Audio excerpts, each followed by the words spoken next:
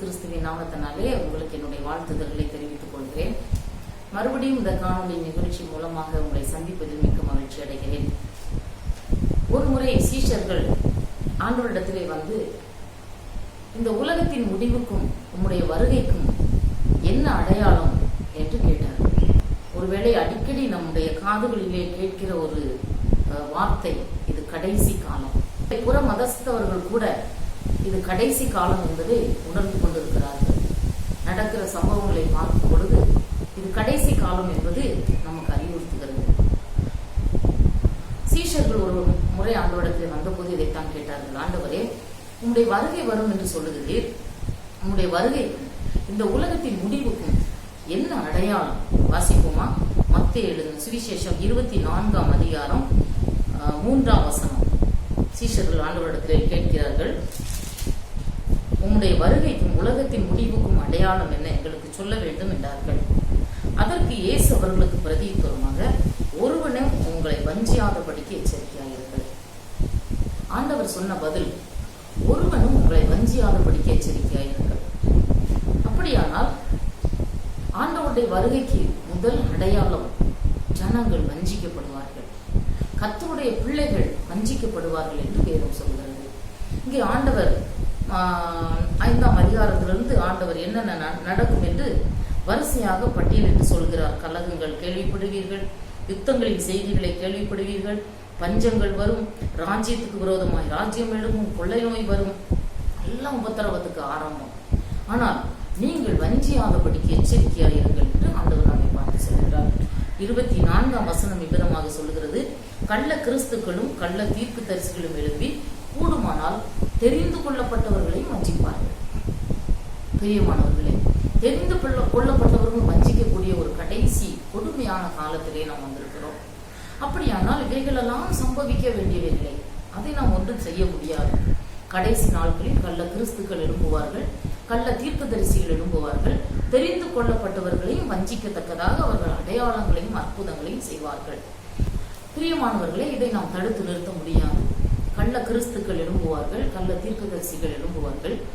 அப்படியானால் இந்த கடைசி காலத்திலே ஆண்டவருடைய பிள்ளைகள், தெரிந்து கொள்ளப்பட்டவர்கள், நம்மை எப்படி நாம் பாதுகாத்துக் கொள்ள வேண்டும், அதை நாம் அறிந்து வைத்திருக்க வேண்டும்.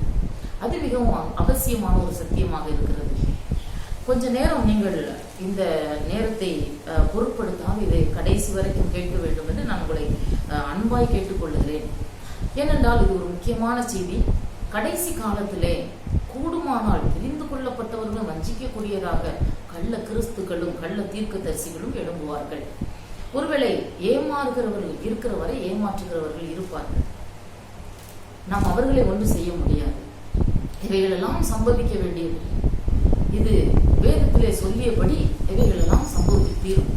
அப்படியான நாம் எப்படி ஜாக்கிரதையாக நம்மை காத்துக்கொள்ள வேண்டும்? ஆண்டவரிடத்திலே சில நாட்களுக்கு முன்பாக என் இருதயம் இந்த கேள்வியை ஆண்டவரிடத்திலே வைத்தது. அப்படியானால் ஆண்டவரே, தெரிந்து கொள்ளப்பட்டவர்களும் வஞ்சிக்கப்படுவார்கள் என்றால் என்ன விதத்தில் நாங்கள் நடந்து கொண்டால் எங்களை நாங்கள் காத்துக்கொள்ள முடியும் என்று நாம் ஜெபித்து கொண்டே இருந்த பொழுது ஆண்டவர் சில காரியங்களை எனக்கு கற்றுக் கொடுத்தார். அந்த காரியங்களை நான் இப்போது உங்களோடு கூட பகிர்ந்து கொள்ளலாம் என்று ஆசைப்படுகிறேன். அநேக காரியங்கள் இருந்தாலும் முக்கியமான 2 காரியங்களை நாம் இந்த காணொலியிலே நாம் சிந்திக்கப் போகிறோம்.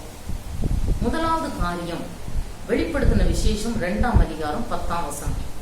நீ மரண பரியந்தம் உண்மையாயிரு, அப்பொழுது ஜீவ கிரீடத்தை உனக்கு தருவேன். கர்த்தருடைய வேதம் தெளிவாக சொல்லுகிறது, மரண பரியந்தம் உண்மையாயிரு.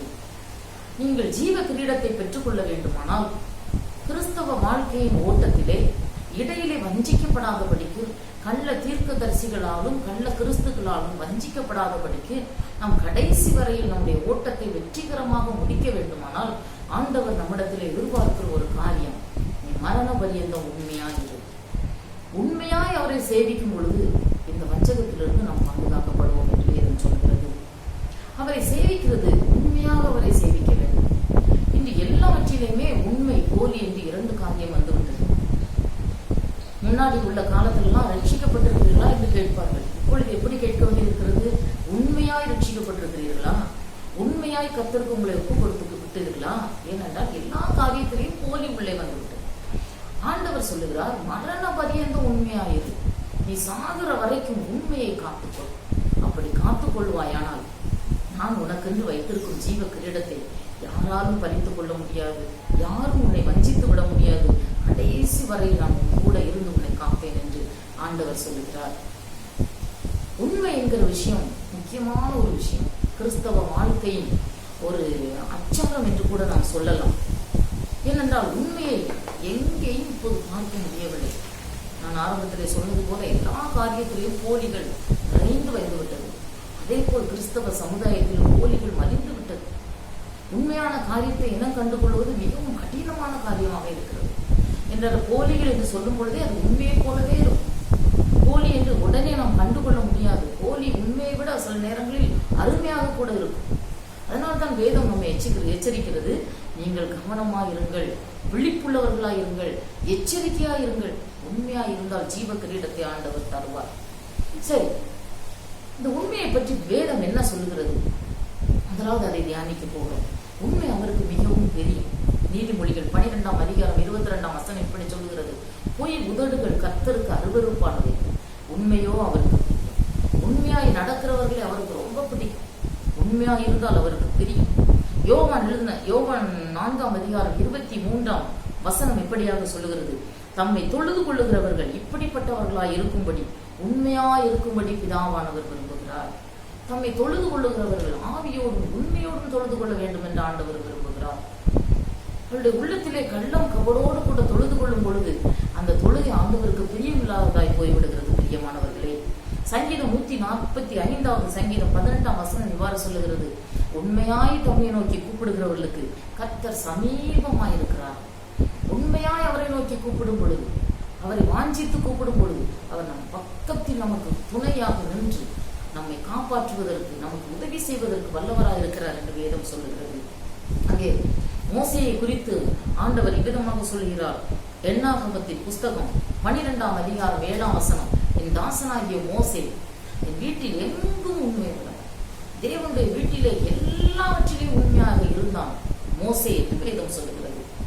அந்த மோசேக்கு விரோதமாக ஒருமுறை ஆரோனும் மிரியாமும் இவ்வாறு பேசினார்கள்: மோசையோடு கூட மட்டும்தான் கர்த்தர் பேசுவாரா, எங்களோடு கூட பேச மாட்டாரா என்பது ஆண்டவருடைய எச்சரிப்பு அவர்களை பார்த்து வருகிறது. பாருங்கள், என்னாகமம் புஸ்தகம் 12ஆம் அதிகாரம். நான் உங்களுக்காக அதை வாசித்து காண்பிக்கிறேன். என்னாகமத்தின் புஸ்தகம் 12வது அதிகாரம் 8வது வசனம்: நான் அவனுடன் மறைபொருளாக அல்ல, முகமுகமாகவும் பிரத்யட்சமாகவும் பேசுகிறேன். அவன் கர்த்தரின் சாயலை காணுகிறான். இப்படி இருக்க நீங்கள் என் தாசனாகிய மோசைக்கு விரோதமாய் பேச உங்களுக்கு பயம் இல்லாமல் போனதென்ன? ஆண்டவர் சொல்கிறார், மோசைக்கு விரோதமாக பேசுவதற்கு ஏன் உங்களுக்கு பயம் இல்லாமல் போய்விட்டது? நான் அவனுடன் விசேஷித்த விதமாக பேசுகிறேன், நேருக்கு நேராக பேசுகிறேன், மறைமுகமாக அல்ல, சொப்பனத்தின் மூலமாக அல்ல, பிரத்யட்சமாக அவனோட முகமுகமாக பேசிக் கொண்டிருக்கிறேன். ஏனென்றால் அவன் தேவனுடைய வீட்டில் எங்கும் உண்மை உள்ளவன், எல்லா காரியத்திலும் உண்மை உள்ளவனாய் இருக்கிறான். நான் அவனுக்கு சமீபமாக இருக்கிறேன். வேதம் தான் சொல்லுகிறது. உண்மையாய் கூப்பிடும் பொழுது, உண்மையாய் அவரை தொழுது கொள்ளும் பொழுது அவர் நமக்கு சமீபத்தில் இருக்கிறார். மோசையோடு கூட மிக நெருக்கமாக ஆண்டவர் வாழ்ந்தார் என்று வேதத்திலே நாம் பார்க்கிறோம். மிகவும் நேருக்கு நேராக ஒரு மனிதனோடு கூட பேசுவது போல, ஒரு சிநேகிதனோடு கூட பேசுவது போல மோசையோடு கூட ஆண்டவர் பேசினார். ஆண்டவர் சொல்கிறார், மோசையை குறித்து பேசுவதற்கு உங்களுக்கு எப்படி துணிவு வந்தது? எவ்வளவு தைரியம் உங்களுக்கு மோசையை குறித்து பேசுவதற்கு? அவனின் வீட்டில் எங்கும் உண்மை உள்ளவன், அவனின் வீட்டில் எங்கும் உண்மை உள்ளவன். மோசையுடைய வாழ்க்கையினுடைய சரித்திரத்தை வாசித்து பாருங்கள். எல்லாவற்றிலும் உண்மையாய் இருந்தான், உண்மையாய் அவனை நேசித்தான். அவனுடைய தனிப்பட்ட வாழ்க்கையிலும் சரி, அவனுடைய ஊழிய பாதையிலும் சரி, உண்மையாய் அவரை பின்தொடர்ந்தான். அவனுடைய தனிப்பட்ட வாழ்க்கையிலே பரிசுத்தத்தை காத்துக்கொண்டான். உண்மையான பரிசுத்தம், போலித்தனமானது அல்ல, மற்றவர்கள் பார்க்க வேண்டும் என்பதற்காக அல்ல. இன்னைக்கு அநேக ஊழியக்காரர்களை நாம் பார்க்கிறோம். மிகுந்த வேதனையான ஒரு விஷயம். அநேக ஊழியர்கள் உண்மைக்கு புறம்பாக நடந்து கொண்டிருக்கிறார்கள். உண்மை இல்லை அவர்களிடத்திலே, இருதயத்தில் உண்மை இல்லை. தேவனை துக்கப்படுத்தி கொண்டிருக்கிறார்கள். பிரியமானவர்கள், ஆண்டவர் வேதனைப்படுகிறார். ஆனால் மோசையை குறித்து ஆண்டவரே சாட்சி கொடுக்கிறார். பாருங்கள், எத்தனை அவனுடைய தனிப்பட்ட வாழ்க்கையிலும் எல்லாவற்றிலும் அவன் உண்மை உள்ளவனாய் இருந்தான் என்று வேதம் அவனை பார்த்து சாட்சி கொடுக்கிறது. ஆல் ஏரியாஸ், எல்லா காரியத்திலும் தேவனுடைய வீட்டில் எங்கும் உண்மை உள்ளவனாயிருந்தான். ஊழியத்திலே உண்மை உள்ளவனாயிருந்தான். ஜனங்களை நேசித்தான், ஜனங்களிடத்திலே அன்பு கூர்ந்தான், உண்மையாய் அன்பு கூர்ந்தான். இன்னைக்கு அநேக ஊழியங்கள் நேசிப்பதினால் ஊழியம் செய்ய வேண்டும். ஜனங்களிடத்தில் அன்பு கூறுகிறதுனால் ஊழியம் செய்ய வேண்டும்.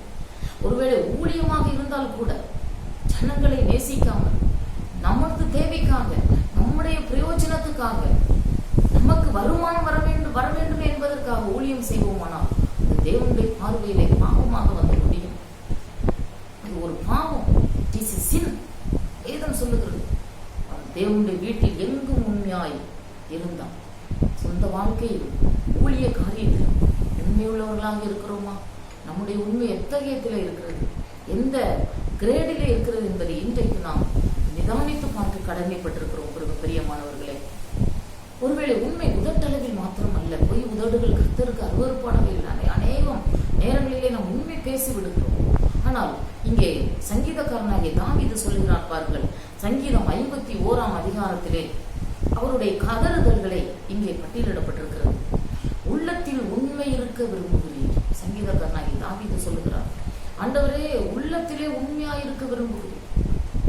உரியாவின் மனைவி பத்சேபாளிடத்திலே அவன் பாவம் செய்த பொழுது நாத்தான்வேல் என்னும் தீர்க்கதரிசியை கொண்டு ஆண்டவர் அவனை எச்சரித்தார்.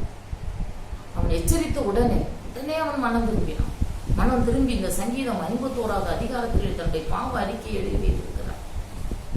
அங்கே சொல்லுகிறார், ஆண்டவரே, எனக்கு புரிந்து விட்டது. என்னுடைய உள்ளத்தில் உண்மை இருக்க விரும்புகிறேன். என்னுடைய இருதயம் உமக்கு முன்பாக சுத்தமாய் இருக்க வேண்டும் என்று விரும்புகிறேன். ஆம் பிரியமானவர்களே, இன்றைக்கு ஆண்டவர் நம்மிடத்தில் எதிர்பார்க்கிறதெல்லாம் நம் இருதயம் அவருக்கு முன்பாக செவ்வையாக இருக்க வேண்டும். உதட்டளவில் அல்ல பிரியமானவர்களே. ஒருவேளை உதட்டளவிலே நாம் எல்லாரிடத்திலும் பேசி நன்றாக நடித்து விடுகிறோம். பேசக்கூடிய கேட்கிறவர்கள் நம்முடைய இருதயத்தை பார்க்க முடியாது. இருதயத்தை அறிகிறவர் கர்த்தர் மாத்திரம். அதனால் உதட்டளவிலே நாம் அழகாக பேசி அவர்களை நாம் சமாளித்து விடுகிறோம். நம்முடைய உள்ளம் எப்படி இருக்கிறது? உள்ளம் தூய்மையாக இருக்கிறதா? ஆண்டவர் அநேக நேரங்களிலே பரிசேயர் சதுசேயர்களை பார்த்து இவ்விதமாக சாடுகிறதை நாம் பார்க்கிறோம். மத்தேயு எழுதின சுவிசேஷம் 23ஆம் அதிகாரம் 28ஆம் வசனம் இப்படி சொல்லுகிறது, மனுஷருக்கு முன்பாக நீதிமான்கள் நீங்கள், உள்ளத்திலோ மாயத்தினாலும் அக்கிரமத்தினாலும் நிறைந்திருக்கிறீர்கள். மனுஷர்களுக்கு முன்பாக உங்களை நீதிமானாக காட்டிக் கொள்கிறீர்கள். ஆனால் உங்களுடைய உள்ளமோ எனக்கு தூரமாயிருக்கிறது, மாயத்தினால் நிறைந்திருக்கிறது, அக்கிரமத்தினால் நிறைந்திருக்கிறது. எத்தனை கொடுமை பாருங்கள். வெளியிலே நல்ல ஒரு வேஷம், உலகத்துக்கு ஒரு வேஷம், உள்ளத்திலே இன்னொரு வேஷம். நம்முடைய வாழ்க்கை, எத்தனை பேருடைய வாழ்க்கை இப்படி இருக்கிறது பிரியமானவர்களே. ஆண்டவர் கிறிஸ்தவர்களை பார்த்து சொல்லுகிறார். அன்றைக்கு வாழ்ந்த பரிசேயர் சதுசேயரை பார்த்து ஆண்டவர் சொன்னார். இன்றைக்கு நாம் வாழ்கிற கிறிஸ்தவ சமுதாயத்தை பார்த்து ஆண்டவர் சொல்லுகிறார், நம்முடைய உள்ளம் எந்த அளவிலே உண்மையாக இருக்கிறது. உள்ளத்தில் உண்மை இருக்க விரும்புகிறேன். உங்களுடைய உள்ளத்திலும் என்னுடைய உள்ளத்தில் உண்மையை எதிர்பார்த்து இருக்கிறார் ஆண்டவர். யாருடைய உள்ளத்தில் உண்மை இல்லை. உண்மையான மனுஷனை தேடினாலும் கண்டுபிடிக்க முடியவில்லை. உண்மையான மனிதனை கண்டுபிடிப்பவர் யார்? மனிதர் பெரும்பாலும் தங்கள் தயாளத்தை பிரசித்தப்படுத்த விரும்புகிறார்கள். உண்மையான மனிதனை யார் கண்டுபிடிக்க முடியும்? உண்மையான மனிதனை கண்டுபிடிப்பவர் யார் என்று வேதம் சொல்லுகிறது. உள்ளத்திலே மாயம், நடிப்பு. ஒருவேளை மனிதர்களை நாம் ஏமாற்றி விடலாம், ஆனால் ஆண்டவரை நாம் ஒருபோதும் ஏமாற்ற முடியாத பிரியமானவர்களே. அவர் இருதயத்தை ஆராய்ந்து அறிகிறவர். நீங்கள் இருதயத்தின் அடி ஆழத்திலே என்ன நினைக்கிறீர்கள் என்பது அவருக்கு தெரியும். நம்மை பார்த்த மாத்திரத்திலே அவரை புரிந்து கொள்வார். நாம் யார், வெளியில் எப்படி வேஷம் போடுகிறோம். அது பரிசேயர் சதுசேயர் அன்றைக்கு ஜனங்களிடத்திலே பெரிய மதிப்பு மரியாதையோடு வாழ்ந்து கொண்டிருந்தார்கள், வெளியிலே வேஷத்தை போட்டு. ஆனால் ஆண்டவர் உங்களை பார்த்தோன்னே சொன்னார், உள்ளம் மாயத்தினால் நிறைந்திருக்கிறது, கள்ளத்தினாலும் கபடத்தினாலும் நிறைந்திருக்கிறது. வெளியிலே வேஷம் போடுகிறீர்கள் என்று ஆண்டவர் அவர்களை பார்த்து எச்சரித்ததாக வேதம் நமக்கு சொல்கிறது.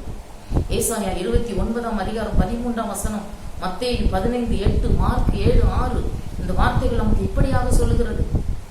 இந்த ஜனங்கள் உதடுகளினால் என்னை கனம் பண்ணுகிறார்கள், அவருடைய இருதயமோ எனக்கு தூரமாக இருக்கிறது. இந்த ஜனங்கள் என்றால் யார்? கிறிஸ்தவர்களாகிய நம்மை பார்த்து ஆண்டவர் சொல்லுகிறார், கிறிஸ்தவர்களே, உங்களுடைய இருதயம் எனக்கு தூரமாக இருக்கிறது. ஆனால் உதடுகளினால் கனம் பண்ணுகிறீர்கள், ஜெபிக்கிறீர்கள், வேதம் வாசிக்கிறீர்கள், அல்லேலூயா சொல்லுகிறீர்கள், ஸ்தோத்திரம் சொல்லுகிறீர்கள், அத்தனை பக்தி வேஷம். உங்கள் இருதயம் எப்படிப்பட்டதாக இருக்கிறது? இன்னைக்கு உங்கள் இருதயத்தை தேவ சமூகத்திலே சீர்தூக்கி பார்க்க கடமைப்பட்டவர்களாக இருக்கிறோம். இருதயமோ தூரமா இருக்கிறது என்று ஆண்டவர் அங்காலாய்க்கிறதை நாம் வேதத்திலே பார்க்கிறோம். இருதயத்திலிருந்து அத்தனை இருதயத்தை ஆண்டவர் அவ்வளவு விசேஷித்தப்படுத்த காரணம் என்ன? நம்முடைய உண்மை தன்மையை இருதயத்திலிருந்து வர வேண்டும் என்று அவர் நோக்கி பார்ப்பதனுடைய ரகசியம் என்ன? இருதயமே திருக்குள்ளதும் மகா கேடுள்ளதுமாய் இருக்கிறது என்று வேதம் சொல்லுகிறது. நம்முடைய இருதயம் எரேமியா 17:9-10 இப்படி சொல்லுகிறது. இருதயம் திருக்குள்ளதும் மகா கேடுள்ளதுமாக இருக்கிறது. அதை அறியத்தக்கவன் யார்? தேவனை தவிர இதில் யாரும் ஒருவருடைய இருதயத்தை ஒருவர் அறிந்து கொள்ள முடியாது. மார்க்குவின் புஸ்தகம், மார்க் எழுதின சுவிசேஷம் 7:21-22 இருதயத்திலிருந்து வருகிற காரியங்கள் அங்கே பட்டியலிடப்பட்டிருக்கிறது. இருதயத்திலிருந்து என்னென்ன காரியங்கள் எல்லாம் வருகிறது பாருங்கள். மார்க் எழுதின சுவிசேஷம் 7 உங்களுக்காக நான் அதை வாசிக்கிறேன்.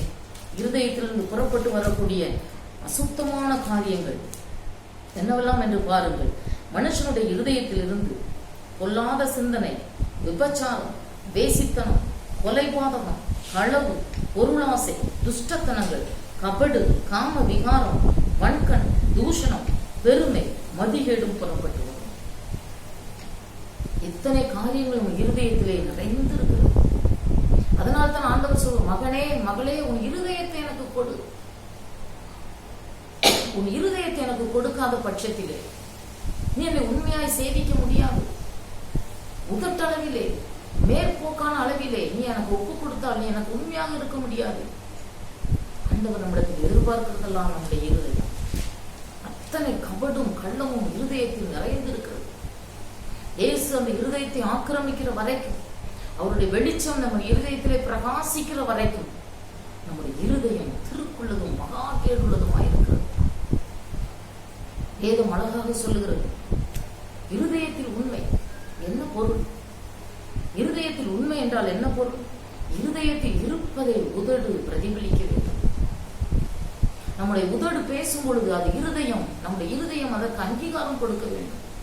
அநேக நேரங்களிலே நம்ம உதடு பேசுவதை நம் இருதயம் அங்கீகரிப்பதில்லை. நமக்கு மாத்திரம் அது தெரியும்.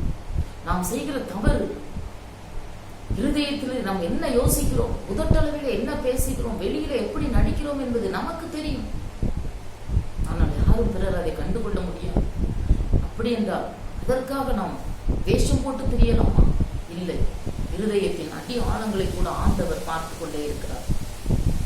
வேதத்திலிருந்து சில உதாரணங்களை நான் உங்களுக்கு சுட்டிக்காட்ட விரும்புகிறேன். வேதத்தில் அநேக பக்தர்கள் அவருடைய வாழ்க்கை சம்பவங்கள் நமக்கு எழுதி வைக்கப்பட்டிருக்கிறது. அதிலே ஒரு சில நேரங்களிலே கர்த்தருடைய பக்தர்கள் இருதய உண்மையின்மையினால் தேவனை விட்டு பின்வாங்கி போனார்கள். அநேகர் தேவனிடத்தில் மறுபடி சேர்ந்து கொண்டார்கள். அநேகர் அந்த பின்மாற்றத்தினால் அழிக்கப்பட்டார்கள். இதெல்லாம் நமக்கு வேதத்திலே ஆண்டவர் ஆவியானவர் எழுதி வைத்திருக்கிறார். 2 சாமுவேல் 11 தாவீதினுடைய அந்த உரியாவின் மனைவி பத்சேபாளிடத்திலே அவர் பாவம் செய்த அந்த காரியம் நமக்கு எழுதி வைக்கப்பட்டிருக்கிறது. இந்த காரியத்தை செய்யும் பொழுது தாவீதினுடைய உள்ளத்திலே இருந்த அந்த உண்மையின்மை இங்கு நமக்கு எடுத்துக்காட்டாக எழுதப்பட்டிருக்கிறது. அந்த பாவத்தை செய்த பிறகு அவன் அதை மறைப்பதற்கு எத்தனையாக திட்டம் தீட்டுகிறான். தன் இருதயத்தில் உள்ள எல்லா குணங்களையும் வெளிப்படுத்தி அதை அவன் மறைவாக தனக்குள்ளே வைத்து அதை செய்து கொண்டிருக்கிறதை நாம் பார்க்கிறோம். உரியாவை தன்னிடத்தில் அழைப்பிக்குமாறு, போர் முகத்தில் இருக்கிற உரியாவை தன்னிடத்தில் வருமாறு அவன் அங்கே செய்தி அனுப்புகிறான். உரியா அழைத்து வர சொல்லப்படுகிறார். உரியா வருகிறார். உரியாவிடத்திலே தாவீது ஒன்றுமே நடக்காதது போல் பேசுகிறார். ஆனால் தாவீதின் இருதயத்துக்கு தெரியும் நான் என்ன தவறு செய்தேன் என்று அவருக்கு தெரியும். ஆனால் உரியாவிடத்திலே பேசும் பொழுது சகஜமாக ஏதோ சூழ்நிலையில நடக்கிற சம்பவங்களை போலவே அவர் நார்மலாக பேசிக் கொண்டிருக்கிறார். உச்சிதமான பதார்த்தங்களை வீட்டுக்கு கொடுத்து அனுப்புகிறார். எப்படியாவது உரியாவை வீட்டுக்கு போக சொல்ல வேண்டும், தான் செய்த தவறை மறைக்க வேண்டும் என்று எத்தனையோ முயற்சிகள் எடுக்கிறார். நீங்கள் நிதானமாக 2 சாமுவேல் 13 வாசித்து பார்த்தீர்களானால் அது உங்களுக்கு அது புரியும். அவர் எடுக்கிற எல்லா முயற்சிகளும் தோற்று போகிறதை நாம் காண்கிறோம். இறுதியாக உரியாவை கொலை செய்வதற்கு சம்மதிக்கிறார் தாவீது. எத்தனையோ ஒரு பரிசுத்தமான ஆண்டவருடைய இருதயத்துக்கு ஏற்றவனாக காணப்பட்ட தாவீது தான். ஆனால் அவருடைய இருதயத்தை பாருங்கள், உரியாவை கொலை செய்வதற்கு அங்கே திட்டம் தீட்டுகிறார். போர் போர் முகத்திலே அவனை நிறுத்தும்படி அங்கே யோவாபினிடத்திலே நிருபத்தை கொடுத்து அனுப்புகிறார். அந்த உரியாவினிடத்திலே அந்த நிருபத்தை கொடுத்து அனுப்புகிறார்.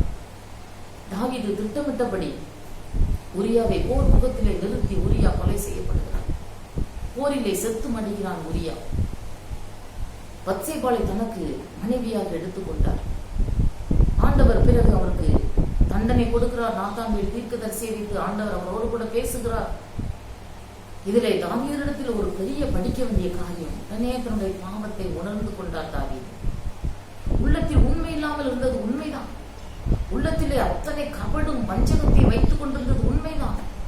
ஆனால் தாவீதுக்கு நாத்தான்வேல் தீர்க்கதரிசியினால் அவர் எச்சரிக்கப்படும் பொழுது உடனே ஆண்டவரிடத்திலே கதறுகிறார். 51ஆம் சங்கீதத்தில் நாம் அதை படிக்கிறோம்.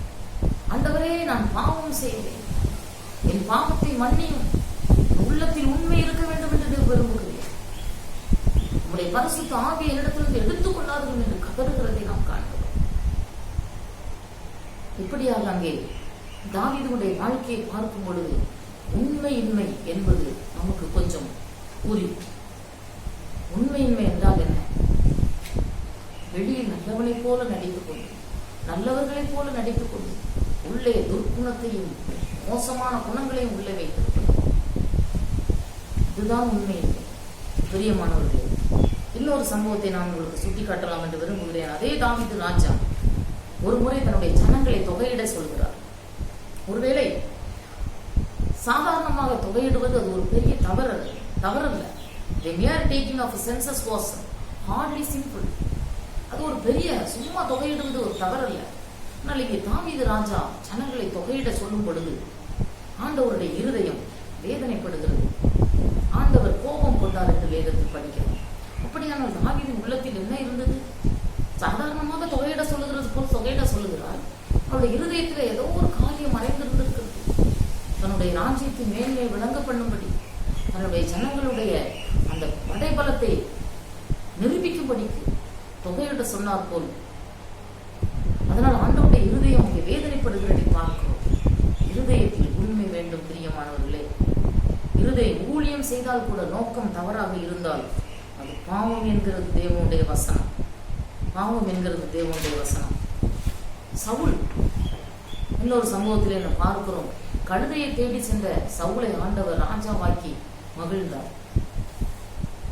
இந்த சவுல் ஒரு முறை 1 சாமுவேல் 15ஆம் அதிகாரத்திலே நாம் பார்க்கிறோம். அமலேக்கை மடங்கடித்து எல்லாவற்றையும் சங்கரித்து அழித்து விடும்படியாக ஆண்டவருடைய வார்த்தை சவுலுக்கு உண்டாகிறது. அந்தபடியே அமலேக்கை யுத்தம் செய்கிறதற்காக புறப்பட்டு செல்கிறார்கள். அவர்களை ஜெயித்து விடுகிறார்கள். அந்த கொள்ளை பொருளை அவர்களுக்கு அப்படியே ஆண்டவருடைய சொல்லுக்கு அடிபணிய மனமில்லை. அந்த கொள்ளையின் மேல் பறந்தார்கள். இந்த நல்ல நல்ல கொள்ளை பொருட்கள், சகல கொழுமையான ஆடுகள், இதெல்லாம் விடுவதற்கு அவர்களுக்கு இஷ்டம் இல்லை. உலகத்தின் பிடிப்பு தேவனுக்கு கீழ்ப்படிவதை அவர்களிடத்தில் தடுத்து போட்டது. உடனே அந்த வேதம் என்ன சொல்லுகிறது தெரியுமா? 15ஆம் அதிகாரம் 9ஆம் வசனத்திலே, சவுலும் ஜனங்களும் நலமான எல்லாவற்றையும் அழித்து போட மனதில்லாமல். 1 சாமுவேல் 15ஆம் அதிகாரத்தை முழுவதும் படித்து பாருங்கள். சவுலும் ஜனங்களும் எல்லாவற்றையும் அழித்து போட மனமில்லாமல் தங்களுக்கு நலமானதை பிடித்துக் கொண்டு வந்தார்கள் என்று வேதம் சொல்லுகிறது. அந்த காரியத்திலே நாம் பார்க்கிறோம். மறுபடியுமாக சாமுவேல் சவுலை நோக்கி எச்சரிக்கிறார். என்ன காரியம் செய்தால்? சவுல் சொல்லுகிறார், ஜனங்கள் ஆண்டவருக்கு பலியிடும்படியாக எடுத்துக் கொண்டு வந்தார்.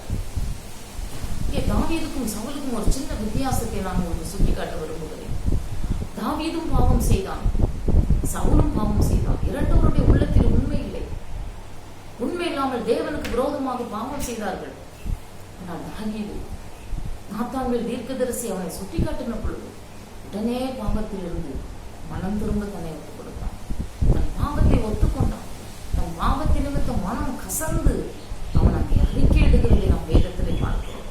ஆனால் இந்த சவுல் மனம் திரும்ப மனம் சாக்கு போக்கு சொல்லுகிறான். ஜனங்கள் கொண்டு வந்தார், பலியிடுவதற்காக கொண்டு வந்தோம், எங்களுக்கு அல்ல, ஒவ்வொன்றாக சொல்லுகிறான். ஆனால் ஆண்டவருடைய கோபம் இங்கே பற்றி இருக்கிறதை நாம் பார்க்கிறோம். உன்னை ராஜாக்களில் இருந்து நான் தள்ளிவிட்டேன், ராஜ்யபாரம் உன்னை விட்டு எடுபட்டு போய்விட்டது என்று அங்கே சாமுவேல் கடிந்து கொள்ளுகிறதை நாம் பார்க்கிறோம். உங்களுடைய மனம் திரும்புதலை பாருங்கள்.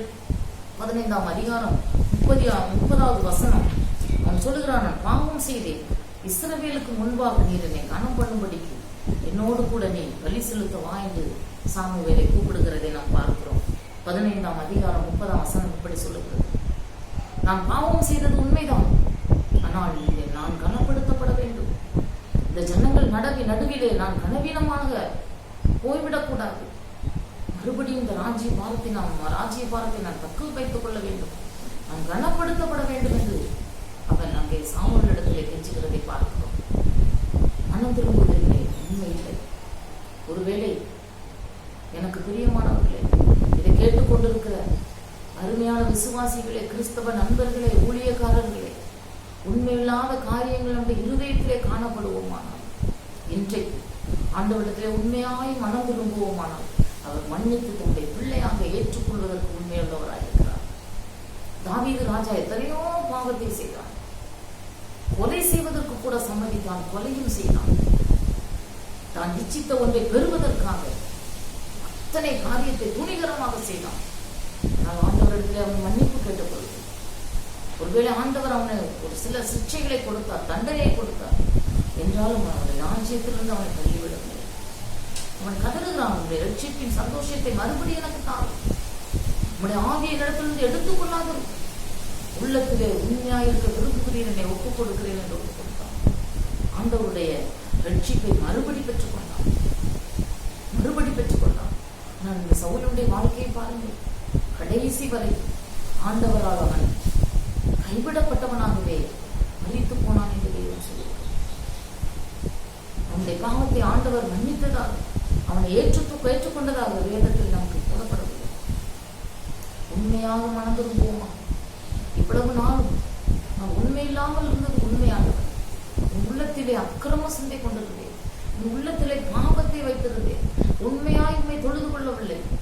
உதட்டளவிலே உண்மை கனம் பண்ணினேன், உதட்டளவிலே என்னுடைய வர்ஷிப் இருந்தது, உதட்டளவிலே என்னுடைய வேத வாசிப்பு ஜபம் இருந்தது, உதட்டளவிலே உண்மை தேடினேன்.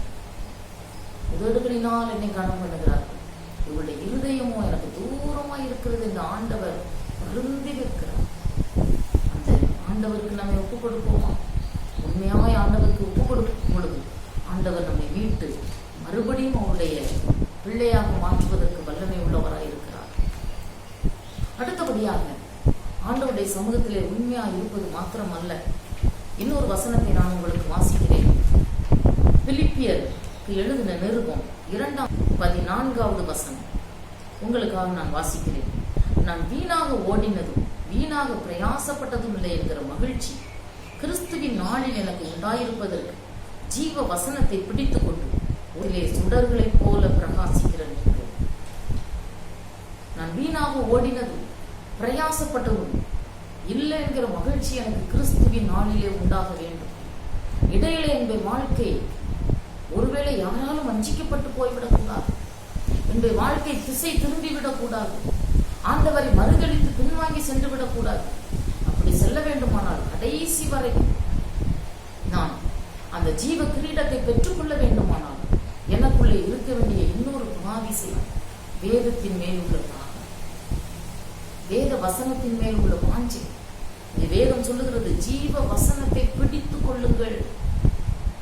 பிரியமானவர்களே, எத்தனையோ கள்ள போதனைகள் இந்த நாட்களிலே நாம் சந்திக்கிறோம். ஆன்லைன் நிகழ்ச்சிகளிலே, காணொலி நிகழ்ச்சிகளிலே பார்க்கிறோம். ஏகப்பட்ட கள்ள போதனைகள் வந்து கொண்டே இருக்கிறது. வேதத்துக்கு புறம்பான சத்தியங்கள் நம்மை சூழ நிற்கிறது. எப்படி இனம் கண்டு கொள்வது? எப்படி இந்த கள்ள தீர்க்கதரிசிகளையும் கள்ள கிறிஸ்துக்களையும் நாம் இனம் கண்டு கொள்வது? இவர்களை அடையாளம் கண்டுகொண்டு நம்மை எப்படி காத்துக் கொள்வது? வேதம் சொல்லுகிறது, உண்மையாய் இருக்க வேண்டும், உண்மையாய் அவரை ஃபாலோ பண்ண வேண்டும், பின்தொடர வேண்டும். இரண்டாவது, வேத வசனத்தை பிடித்துக் கொள்ளுங்கள். இந்த வேதமே சத்தியம், வேத வசனம் சமூலமும் சத்தியம் என்று வேதம் சொல்லுகிறது. சத்திய வசனமாகி இந்த வேத வசனத்தை பிடித்துக் கொள்ளாத பட்சத்தில் எளிதாக நம்மை சாத்தான் கொள்ளை கொண்டு போய் விடுவான், எளிதாக நம்மை வஞ்சித்து விடுவான். நம்முடைய இருதயம் சத்தியத்தினால் நிரம்பி இருக்க வேண்டும். நம்முடைய வாழ்க்கையும் வேதமும் ஒன்றாக இணைந்து விட வேண்டும். வேத அறிவினால் நிறைந்திருக்க வேண்டும்.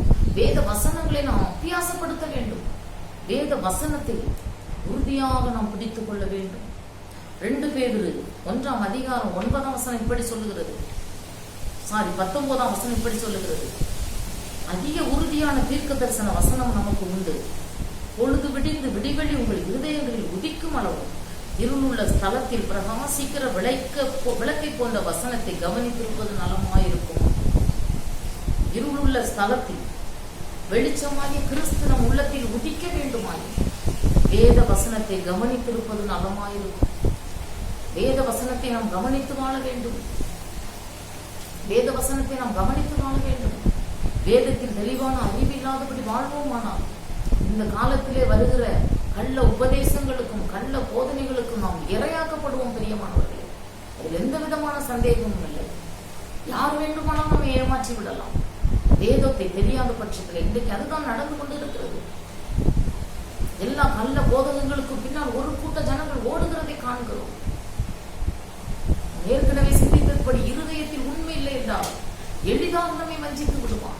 வேதவசன அறிவு இல்லை என்றால் எளிதாக பிசாசு நம்மை வஞ்சித்து விடுவான். என்ன சொன்னாலும் நம்புவதற்கு இன்றைக்கு கிறிஸ்தவத்திலே ஒரு கூட்டம் ஆயத்தமா இருக்கிறது. எதை சொன்னாலும் நம்பி விடுவார்கள். ஏனென்றால் அவர்களுக்கு வேதம் தெரியாது. ஆண்டவர் எழுதி வைத்த இந்த கட்டளைகளை அறியாதிருக்கிறார்கள். ஆண்டவர் எழுதி வைத்த கட்டளைகளின் மீது மனம் அவர்களுக்கு லயிக்கவில்லை. அதில் மன சந்தோஷம் அவர்களுக்கு இல்லை, தெரியவில்லை. அதனால் யார் என்ன சொன்னாலும் அது ஒரு கூட்டம் பின்னால செல்வதற்கு ஆமாம் போடுவதற்கு இருக்கிறது. நான் ஆரம்பத்திலே சொன்னேன், ஏமாறுகிறவர்கள் இருக்கிற வரைக்கும் ஏமாற்றுகிறவர்கள் இருப்பார்கள். நாம் தான் நம்ம எப்படி தற்காத்துக் கொள்வது என்பதிலே விழிப்புடன் இல்லை என்றால் பிசாசு எளிதாக நம்மை கொள்ளை கொண்டு போய்விடுவான். சங்கீதம் 119, 105 சொல்லுகிறது, இந்த வேதம் என் கால்களுக்கு தீபம், என் பாதைக்கு வெளிச்சம். நான் போக வேண்டிய வழியிலே சரியாக நம்மை நடத்தி செல்வது வேத புத்தகம். அது நம்மை கடிந்து கொள்ளும், அது நம்மை எச்சரிக்கும், அது நம்மை ஆறுதல் படுத்தும், அது நம்மை மன மகிழ்ச்சியாக மாற்றும். தேனை போல இனிமையானது இந்த வேதம். வேத வசனம் இருபுறமும் கருப்புள்ள பட்டயம் என்று வேதம் சொல்லுகிறது. பாருங்கள், 1 பேதுரு 2, 3ஆம் அதிகாரம் சொல்லுகிறது, திருவசனம் ஆகிய கலந்துமில்லாத ஞானப்பால். இந்த வசனத்தை நாம் வாஞ்சித்து வாசிக்கும் பொழுது இந்த வசனம் நம்மை வளர்த்து கொண்டு வரும். கிறிஸ்துவுக்குள்ளாக ஆகாரம், இந்த ஜீவ அப்பம் இயேசுவாகிய வசனம். வசனம் தான் நம்மை வளர்க்கும். வசனத்தின் மீது எந்த அளவுக்கு நம்ம ஆர்வம் செலுத்துகிறோமோ அந்த அளவுக்கு நம்முடைய ஆவிக்குரிய வாழ்க்கையிலே ஒரு நல்ல ஆரோக்கியமான வளர்ச்சி இருக்கும். பிரியமானவர்களே, நீதிமொழிகள் 6:23 சொல்லுகிறது, கட்டளையே விளக்கு, வேதமே வெளிச்சம், ஆத்துமாவை உயிர்ப்பிக்கிறது என்கிறது. சங்கீதம் 19ஆம் அதிகாரம் 7ஆம் வசனம். சங்கீதம் 119:92 சொல்லுகிறது, உன் வேதம் என் மன மகிழ்ச்சியாக இராதிருந்தால் நான் துக்கத்திலே அழிந்து போயிருப்பேன். எத்தனையோ துக்கங்கள் வேதனைகள் வரும் பொழுது வேத புத்தகம் நம்மை ஆறுதல் படுத்தும். பிரியமானவர்களே, ஆறுதல் படுத்தும். பிரியமானவர்களே, அநேக நேரங்களிலே கண்ணீரின் பாதையில் சென்று கொண்டிருக்கும் பொழுது, இந்த உலகமே நம்மை கைவிட்டது போன்ற சூழ்நிலைகள் வரும்போது வேத வசனம் நம்மை ஆறுதல் படுத்துகிறது. உணர்ந்திருக்கிறீர்களா? என் வாழ்க்கையில் அனுபவித்ததினால் நான் இதை தைரியமாக சொல்ல முடியும். சங்கீதக்காரரோடு சேர்ந்து அநேக நேரத்தில் நான் அந்த வசனத்தை வாசித்து ஆண்டவருக்கு நன்றி செலுத்தி இருக்கிறேன். உமது வேதம் என் மன மகிழ்ச்சியாக இராதிருந்தால் என் துக்கத்திலே நான் மடிந்திருப்பேன். ஒரு முறை நான் பஸ்ஸிலே பயணம் செய்து வந்து கொண்டிருந்த பொழுது, நான் ராமநாதபுரத்திலே வேலை பார்க்கிறபடியினால் குடும்பம் முழுவதும் திருநெல்வேலியில இருந்தார்கள். அப்பொழுது அதிக நேரம் பிரயாணப்படுவது என்னுடைய வழக்கம். சாயங்காலம் 4 மணிக்கு ஒரு பஸ்ஸில் ஏறி உட்காருவோம். வெள்ளிக்கிழமை 9 மணி, 5 மணி நேரம் ஒரே பஸ்ஸிலே பிரயாணம் பண்ணி இங்கே வருவது வழக்கம். அப்பொழுது அதிகமாக நான் ஜெபித்து கொண்டே வருவேன். அநேக நேரங்களிலே சில நேரம் ஒரு நாள் அப்படி நான் வந்து கொண்டிருக்கும் பொழுது பெரிய துக்கம், என் மகளினுடைய படிப்பு காரியங்களை குறித்து துக்கம் என் தொண்டையை அடக்கி உலகத்திலே கண்களில் கண்ணீர் மாத்திரம் வந்து கொண்டிருந்தது. என்ன சொல்லி ஜெபிப்பது என்று எனக்கு புரியவில்லை. குடும்பம் திருநெல்வேலியிலே இருந்தது, நான் ராமநாதபுரத்திலே இருந்தேன். முக்கியமான பரீட்சைக்கு என்னுடைய மகள் ஆயத்தப்பட்டு கொண்டிருந்தாள். சரியான சாப்பாடு கிடையாது, மிகுந்த வேதனை. அந்த துக்கத்தை தாங்க முடியாமல் என் கண்களில் அப்படியே கண்ணீர் வடிந்து கொண்டே இருந்தது. என் இருதயம் மாத்திரம் ஆண்டவரை நோக்கி இருந்தது. ஆண்டவரே, அவர்கிட்ட ஏனென்று கேள்வி கேட்பதற்கு எனக்கு துணிவு இல்லை, அவரை முறுமுறுப்பதற்கு எனக்கு பிரியமும் இல்லை. ஆனால் என் இருதயம் துக்கத்தினால் நிறைந்திருந்தது. கண்களில் கண்ணீர் வடிந்த நான் கர்ச்சிப்பை வைத்து கண்ணீரை துடைத்துக் கொண்டே வந்தேன்.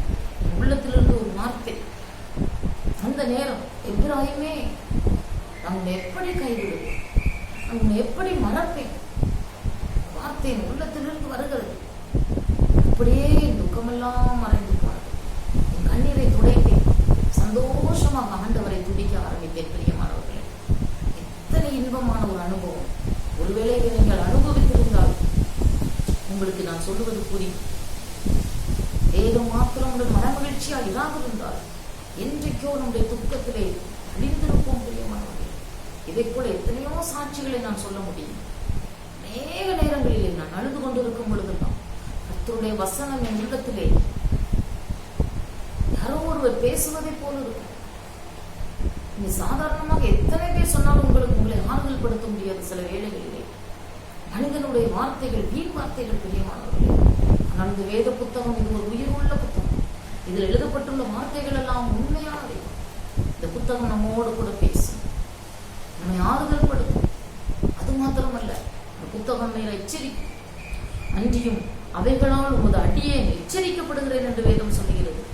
சங்கீதம் 19ஆம் அதிகாரம் 11ஆம் வசனம் சொல்லுகிறது, உமது அடியேன் இவைகளால் எச்சரிக்கப்படுகிறேன். எச்சரிப்பின் தொனி இருக்கும். வேத வசனத்தை நீங்கள் இருதயத்திலே தரித்துக் கொள்வது நலம். அப்படி தரித்துக் கொண்டீர்களானால் வேத வசனமும் நீங்களும் ஒன்றாக மாறும் பொழுது யாரும் உங்களை இயேசுவின் கைகளில் பறித்துக் கொண்டு போக முடியாது. வேத வசனமாகிய ஆவியின் பட்டயம் என்று எபேசியர் 6:17 சொல்லுகிறது.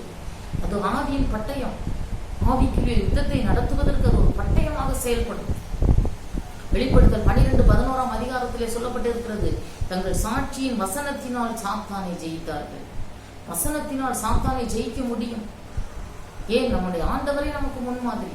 மத்தேயு எழுதின சுவிசேஷத்திலே 4ஆம் அதிகாரம் 3 - 11ஆம் வசனம் வரைக்கும் ஆண்டவர் உபவாசத்தை முடித்து வந்தவுடன் பிசாசானவன் அவரை சோதிக்கும்படி மலையின் உச்சிக்கு கொண்டு போனான் என்று வேதம் சொல்லுகிறது.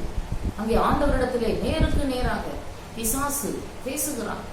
நீ தேவனுடைய குமாரனே ஆனால் இந்த கல்லுகள் அப்பங்களாகும்படி செய்யும் என்று சொல்லுகிறான். ஆண்டவர் சொல்லுகிறார், மனுஷன் அப்பத்தினால் மாத்திரமல்ல, தேவனுடைய வாயிலிருந்து புறப்படுகிற ஒவ்வொரு வார்த்தையினாலும் பிழைப்பான் என்று வேதம் சொல்லுகிறதே. வசனத்தை வைத்து அவனை ஜெயித்தார். அவரே நம்ம மாதிரி. வசனத்தை வைத்து பிசாசானவனை ஜெயிக்க முடியும் என்கிறது வேத வசனம். மத்தேயு எழுதின சுவிசேஷம் 7ஆம் அதிகாரத்தை என்னோடு கூட திருப்பிக் கொள்ளுங்கள். மத்தேயு எழுதின சுவிசேஷம் 7ஆம் அதிகாரத்திலே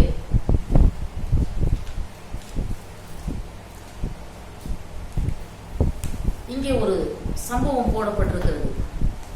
7ஆம் அதிகாரம் 22வது வசனத்திலே, அந்நாளில் அநேகர் என்னை நோக்கி, கர்த்தாவே கர்த்தாவே, உமது நாமத்தினாலே தீர்க்க தரிசனம் உரைத்தோம் அல்லவா, உமது நாமத்தினாலே பிசாசுகளை துரத்தினோம் அல்லவா, அநேக அற்புதங்களை செய்தோம் அல்லவா என்பார்கள். அப்பொழுது ஆண்டவர் அவர்களை பார்த்து சொல்வார், நான் உங்களை அறியேன், நான் உங்களை அறியேன். 15ஆம் வசனத்தில் இப்படியாக அந்த காரியம் இப்படி ஆரம்பிக்கப்பட்டிருக்கிறது. கள்ள தீர்க்கதரிசிகளுக்கு எச்சரிக்கையாயிருங்கள், கள்ள தீர்க்கதரிசிகளுக்கு எச்சரிக்கையாயிருங்கள். இந்த கள்ள தீர்க்கதரிசிகள் யார்? அவர்கள் தான் நம்ம இப்பொழுது வாசித்த பகுதியிலே சொல்லப்பட்டவர்கள். இங்கே வேதம் சொல்லுகிறது, அவர்கள் ஆட்டுத்தோலை போர்த்து கொண்டு உங்களிடத்தில் வருவார்கள், உள்ளத்திலோ அவர்கள் பட்சிக்கிற ஓநாய்கள். அவர்களை எளிதாக நீங்கள் அடையாளம் கண்டுகொள்ள முடியாது. ஒருவேளை ஓநாய்களை போல வந்தார்களானால் நாம் அடையாளம் கண்டுகொள்ளலாம். இதோ கள்ள தீர்க்கதரிசி வருகிறார், கள்ள உபதேசத்தை குறித்து பிரசங்கிக்கிறவர் வருகிறார், நாம் ஜாக்கிரதையாக இருக்க வேண்டும் என்று. நான் ஆரம்பத்திலே சொன்னது போல போலிகள் சில நேரங்கள் உண்மையை விட அதிக பிரகாசமாக இருக்கும். அந்த கள்ள தீர்க்கதரிசிகள் எப்படி வருவார்கள்? ஆட்டுத்தோலை போர்த்து கொண்டிருப்பார்கள், ஆடுகளைப் போல வருவார்கள். அந்நாட்களிலே என்னை நோக்கி கூப்பிடுவார்கள், ஆண்டவரே உமது நாமத்தினால் பிசாசுகளை துரத்தினோம் அல்லவா, உமது நாமத்தினால் அற்புதங்களை செய்தோம் அல்லவா, உமது நாமத்தினாலே எத்தனையோ காரியங்களை நாங்கள் உமக்காக ஓடினோம் அல்லவா என்று சொல்வார்கள். ஆனால் ஆண்டவருடைய பதிலை பாருங்கள், சற்றும் எதிர்பாராத ஒரு பதில். நான் உங்களை அறியேன். எத்தனையான வேதனையான ஒரு காரியம் பாருங்கள். நீங்கள் முன்னால் உள்ள வசனங்களை வாசித்து பார்த்தீர்களானால் அவர்கள் எப்படி அறிய முடியும்? அவருடைய கனிகளினாலே அறிவீர்கள்.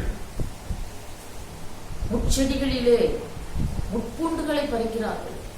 நல்ல மரத்திலே நல்ல கனிகளை பறிக்கலாம். நல்ல கனி கொடாத மரம் எல்லாம் வெட்டுண்டு அக்னியிலே போடப்படும். அங்கே 19ஆம் வசனத்திலே அப்படி போடப்பட்டிருக்கிறது. நல்ல கனி கொடாத மரம் எல்லாம் வெட்டுண்டு அக்னியிலே போடப்படும். ஒரு மரத்தினுடைய பெருமை என்ன? கனி கொடுப்பது. நல்ல கனிகளை கொடுக்க வேண்டும். ஒரு முறை ஆண்டவர் ஒரு அத்தி மரத்தின் வழியாக வந்த பொழுது அங்கு இலைக்குள்ள மரத்தை கண்டு சபித்தார் என்று வேதம் சொல்கிறது. அதில் கனிகளை காணவில்லை. ஒரு மரத்திலே அதன் அந்தந்த மரங்களுக்கு ஏற்ற கனிகள் என்ன இல்லை என்றால் அதை வளர்ப்பது வீண். அதே போல ஒரு ஆவிக்குரிய மனிதனுடைய வாழ்க்கையிலும், ஒரு கிறிஸ்தவ வாழ்க்கை வாழுகிற ஒரு கிறிஸ்தவன் வாழ்க்கையிலும், ஒரு விசுவாசியின் வாழ்க்கையிலும், ஒரு ஊழியக்காரனுடைய வாழ்க்கையிலும் அவனுடைய வாழ்க்கையிலே கனிகள் உள்ள ஜீவியம் இருக்க வேண்டும். அவருடைய கனிகளினாலே அவர்களை அறிவீர்கள். ஒருவேளை கடைசி நாளிலே இவர்கள் நமக்கு அடையாளம் படுத்தப்படுவார்கள். ஆண்டவர் சொல்வார், உங்களை அறியேன் என்று சொல்லும் போது நாம் அடையாளம் கண்டு கொள்ளலாம். ஆனால் அப்பொழுது அடையாளம் கண்டு நமக்கு பிரயோஜனம் இல்லை. இந்த உலகத்திலே நாம் வாழும் பொழுது அவர்களை அடையாளம் கண்டு கொள்ள வேண்டும். எப்படி அடையாளம் கண்டு கொள்வது? அவருடைய கனிகளினாலே அவர்களை அறிவீர்கள். அவருடைய கனிகளினாலே அவர்களை அறிவீர்கள். கனிகள் எப்படி கொடுக்க முடியும்? கிறிஸ்துவின் மேல். பின்னால் உள்ள வசனங்களை நீங்கள் வாசித்தால், ஆகையால் 24ஆம் வசனத்தை வாசிங்கள். ஆகையால் நான் சொல்லிய இந்த வார்த்தைகளை கேட்டு இவைகளின்படி செய்கிறவன் எவனோ. இந்த மாதிரி எல்லாம் சம்பவங்கள் இருக்கிறது. கள்ள தீர்க்கதரிசிகள் வருவார்கள், அவர்களுடைய கனிகளினாலே நீங்கள் அறிவீர்கள். இந்த கள்ள தீர்க்கதரிசிகள் கடைசி நாட்களில் என்னை நோக்கி கூப்பிடுவார்கள், நான் அவர்களை நிராகரித்து விடுவேன். ஆகையால் நான் சொல்லிய இந்த வார்த்தைகளை கேட்டு, இந்த வசனத்தை கேட்டு இவைகளின்படி செய்கிறவன் எவனோ அவனே கண்மலையின் மேல் தன் வீட்டை கட்டின புத்தியுள்ள மனுஷருக்கு நான் ஒப்பிடுவேன். வசனத்தின் மேல் உங்களுடைய ஆதாரம் இருக்க வேண்டும்.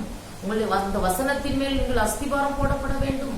கிறிஸ்துவாகிய வசனத்தின் மேல் அஸ்திபாரம் போடப்பட்டவர்கள் மாத்திரம்தான் பெரும் மழை வந்தாலும் சரி, பெரும் வெள்ளம் வந்தாலும் சரி, எந்த கள்ள தீர்க்கதரிசிகளுக்கும் எந்த சாத்தானுடைய அந்தரங்களுக்கும் விலக்கி பாதுகாத்து தங்களை காத்துக்கொள்ள முடியும். நம்முடைய அஸ்திபாரம் எதன் மேல் இருக்கிறது?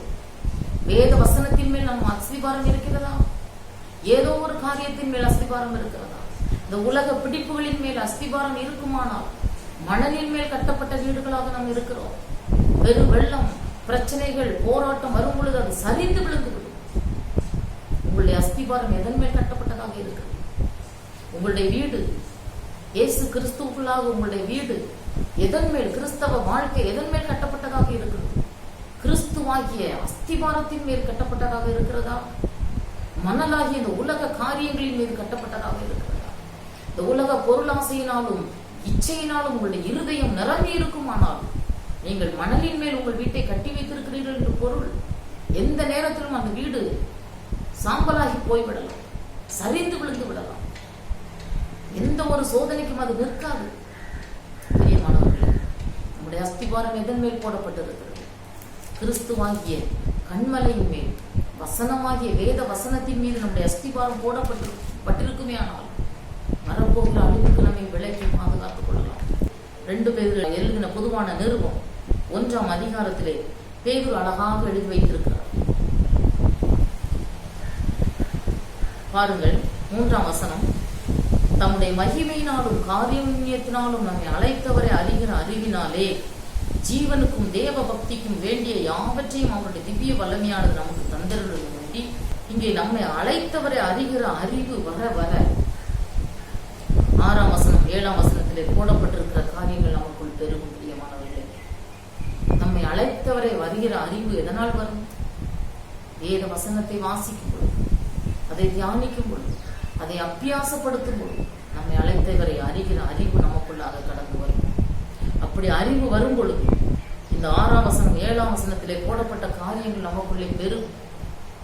8ஆம் வசனத்தை நான் உங்களுக்கு வாசிக்கிறேன். இவைகள் உங்களுக்கு உண்டாகி இருந்து பெருகினால், அப்படி பெருகி வரும் பொழுது இயேசு கிறிஸ்துவை அறிகிற அறிவிலே வீணரும் கனியற்றவர்களுமாய் இருக்க ஒட்டாது. நம்முடைய வாழ்க்கை, கிறிஸ்தவ வாழ்க்கை வீணாக போகாது. நம்முடைய கிறிஸ்தவ வாழ்க்கை கனி இல்லாத வாழ்க்கையாக போகாது. இயேசு கிறிஸ்துவை அறிகிற அறிவு, வேத அறிவு அவரை நமக்குள்ளாக கொஞ்சம் கொஞ்சமாக கொண்டு வரும். இயேசுவை ருசிக்க ருசிக்க, வேதத்தை வாசித்து அதன்படி நடந்து அவரை ருசிக்கும் பொழுது இயேசுடைய சுபாவங்கள் நமக்குள்ளாக கொஞ்சம் கொஞ்சமாக இறங்கி வரும். அப்படியானால் நம்மை இயேசு கிறிஸ்துடைய அறிகிற அறிவிலே வீணரும் கனியற்றவர்களுமாக இருக்க விட்டாது. 11ஆம் வசனம் இப்படி சொல்லுகிறது, நம்முடைய கர்த்தரும் இரட்சகருமாய் இயேசு கிறிஸ்துவின் நித்திய ராஜ்யத்துக்குட்படுத்தும் பிரவேசம் உங்களுக்கு பரிபூரணமாய் அளிக்கப்படும்.